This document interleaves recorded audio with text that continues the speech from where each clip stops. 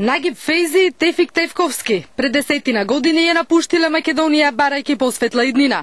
Едниот во Италија, другиот во Египет, Германија и Италија. Заминале физички, но како што велат, родното место и саканата Македонија секогаш им биле во мислите. Се враќаат во родниот крај, инвестираат и сега се успешни бизнисмени. Нивната приказна нека им биде пример на другите иселеници.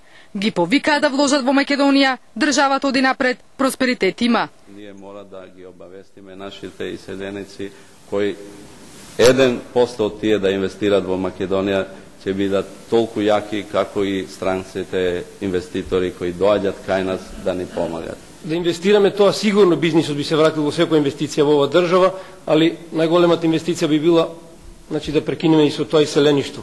Мислам крајно е време тоа да се затвори и да се почне нешто да се работи овде за бизнис и за добра душа за да се остане дома.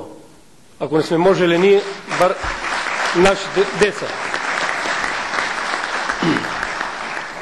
Барат од владата повеќе да ги рекламира заборавените краишта и почесто да ги посетува иселениците од диаспората. Во земјава велат дека има потенцијал, а вложените пари инвеститорите брзо ќе ги вратат.